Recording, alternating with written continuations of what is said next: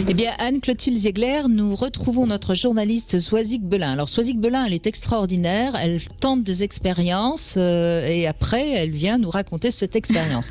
Alors, comme aujourd'hui, on va parler, vous nous dites Soisic Belin du transgenre, donc vous êtes devenu un homme. Non, pas du tout. Non. Effectivement. Alors, c'est quoi ce travail? Oui, je sais, mais en ce moment, il y a le Covid. Du coup, je suis un peu coincée chez moi. Enfin, on est décoincés, enfin, on est déconfinés, mais c'est toujours compliqué d'aller voir les autres. Donc, je fais des petites enquêtes dans lesquelles je ne m'immerge pas. Bon. Donc je voulais vous parler d'un sujet sensible. Me voilà rassurée parce que je vous aime bien en tant que femme et ça m'aurait fait tout drôle de vous voir. J'aurais pu être un homme très sexy, vous savez. Avec un pénis comme ça, en plus. Pas d'obligation de changement de sexe, mais vous allez voir, je vais vous en parler dans les minutes qui suivent. Je vous laisse faire votre chronique. Donc c'est un sujet sensible car le vocable utilisé a son importance et sensible aussi parce que le sujet est vaste. Finalement, il y aura autant de cas que de personnes concernées et les généralités ont vite fait de devenir des vérités et donc de fausser tout un discours. Mais ne pas en parler, encore une fois, c'est de mettre de côté une partie de la population, de la société. Le transgenre, à ne pas confondre avec transsexuel, ni avec travesti, ni avec homosexualité. Voilà déjà la base pour commencer puisque les confusions sont nombreuses. Une personne transgenre n'ira pas forcément jusqu'à la chirurgie de réaffectation de sexe. Une personne transgenre signifie que le genre ressorti ne correspond pas au genre qui lui a été assigné à la naissance. Il y a à partir de là une recherche, une reconnaissance de valeur. Autre terme important et décrié, c'est la dysphorie de genre. Alors, il a tendance à être employé communément pour décrire les personnes transsexuelles ou transgenres. On dira qu'elles souffrent de dysphorie de genre. Si c'est le cas pour certaines, encore une fois, ce n'est pas le cas pour toutes. Alors attention aux fausses généralités, aux fausses vérités. Et si on parle de dysphorie de genre, c'est pour parler des symptômes et non de maladie. Alors, je me suis entretenue avec la sexologue Aurore Mallet-Carras qui insiste. Pour elle, le terme dysphorie est un terme pour désigner le mal-être que peuvent subir les personnes trans, un mal-être dû à cette problématique de genre et au regard d'autrui, mais pas pour désigner une personne transgenre de manière générale et globale.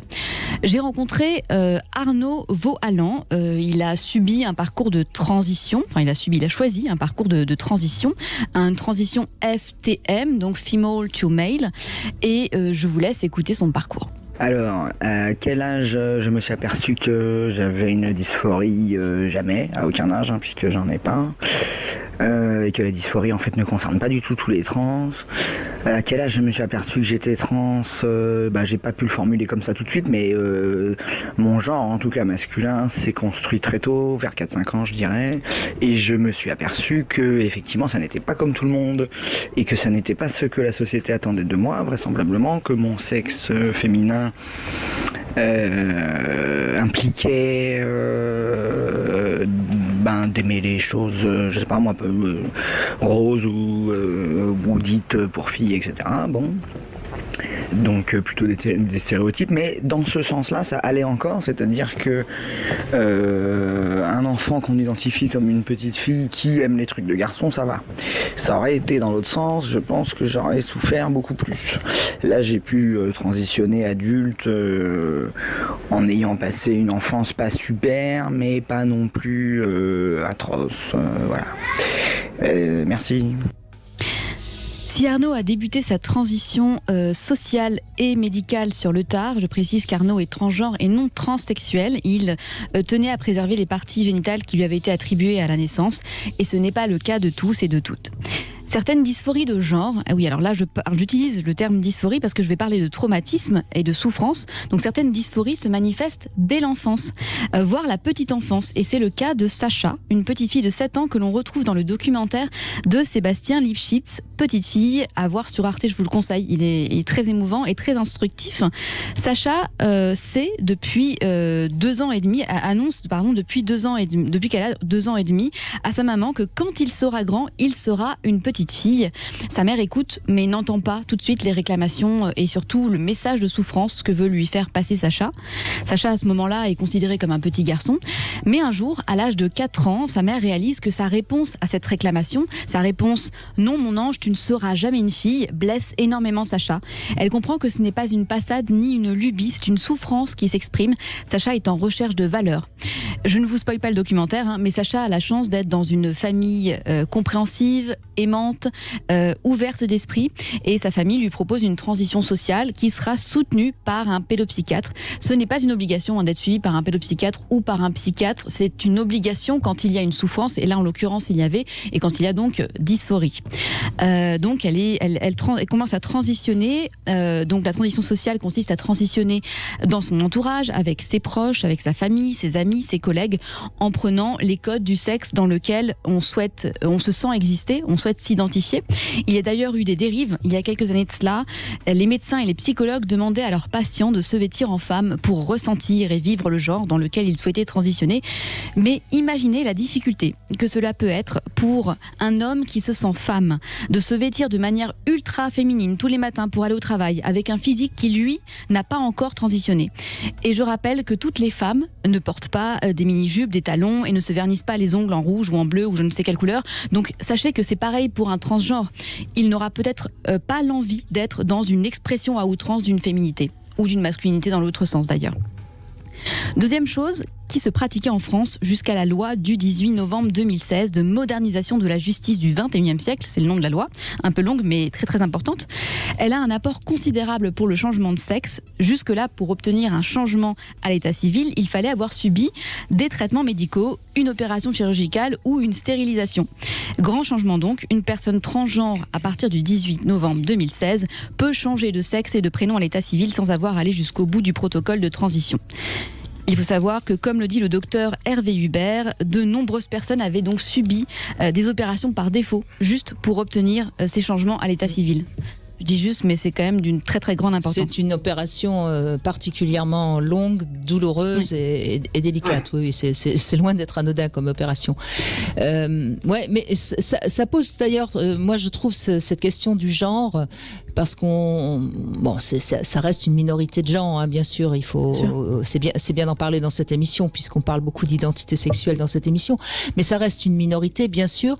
Mais ça pose la question peut-être quand même du sexe neutre.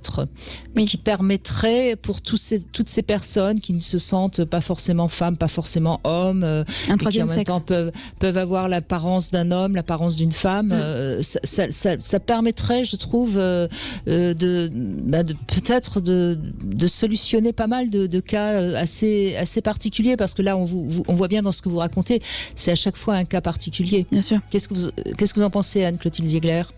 Oui, je pense que ce serait en effet une bonne idée. J'aime bien cette idée que c'est en effet à chaque fois une histoire particulière, même si le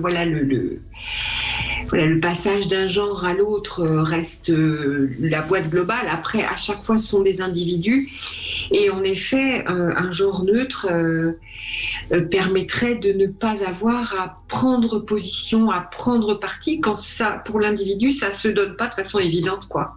Oui, c'est pas tout blanc ou tout noir, quoi. C'est pas. C'est ça. Ça permet de respecter une espèce de nuance ou de continuum, parce que pour certaines personnes c'est clair, et puis pour d'autres c'est pas si clair en fait. Ouais. Mais là, ça deviendrait très compliqué pour beaucoup de gens, parce que beaucoup de gens aiment bien qu'on soit totalement hétéro, totalement homo, totalement... et c'est là toute la complexité. C'est pour ça qu'on n'a pas fini de parler de sexe, d'amour et de son identité. C'est très compliqué. Quand on est l'un en face de l'autre, on cherche en effet à comprendre qui on a en face. Et donc on fait ce que les sociologues appellent la typification, c'est-à-dire qu'on essaye d'extraire les grandes régularités, les grandes caractéristiques de la personne en face pour anticiper ce qui va se passer. Et cette typification, à la fois elle est nécessaire et à la fois elle fait violence au fait de reconnaître la singularité et la spécificité de l'être en face. Et donc on est tous à essayer de gérer ces deux mouvements qui sont contradictoires, à la fois repérer les régularités de qui est en face et à la fois respecter la singularité. On n'a pas fini. Ouais. Et peut-être pour conclure, Soisic Belin, parce que c'est important pour que tout le monde comprenne bien, vous avez bien parlé de l'identité de genre, c'est-à-dire on se sent totalement homme ou totalement femme ou pas tout à fait homme ou pas tout. Ça n'a rien à voir avec l'orientation sexuelle Bien qui sûr. fait qu'on va être attiré par un homme ou par une femme, qu'on soit homme ou qu'on soit femme. C'est deux choses très différentes et qui sont malheureusement encore très confondues. C'est-à-dire qu'on peut avoir l'aspect d'un homme mais se sentir femme et pourtant être attiré aussi bien par les hommes ou par les femmes. Enfin, tout ça, très complexe. Tout ça est très complexe et très compliqué, bien sûr. Mais c'est important de bien rappeler la différence entre son identité et son orientation, ce qui sont deux choses très différentes. Tout à fait ça. Je voulais quand même vous parler un petit peu du protocole, le fameux protocole, le processus, donc qui a un petit peu évolué, mais comme vous le disiez, c'est toujours du cas par cas en fait. Mais quand c'est une enfant ou une adolescent, il faudra donc initier cette fameuse transition sociale où, avant de se lancer dans une transition médicale, ça consiste dans un premier temps à juste se vêtir comme un homme ou comme une femme, à apprendre en fait les codes du genre sur lequel on souhaite s'orienter. Et puis après, il y a, quand on est enfant ou adolescent, le blocage des hormones du genre biologique, et puis ensuite la prise d'hormones du genre dans lequel on souhaite transitionner. Et ça se fait avec un suivi médical évidemment, et notamment avec un endocrinologue.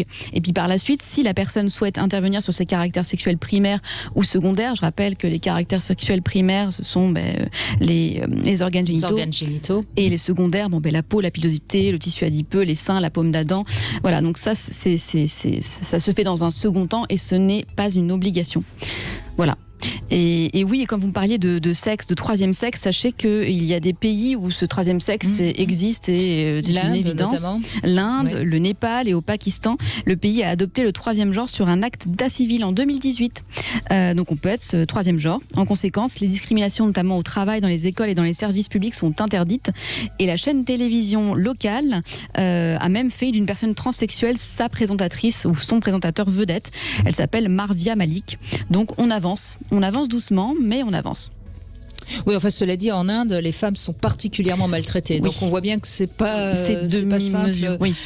Ouais, c'est assez curieux d'ailleurs. Hein. C'est pas simple.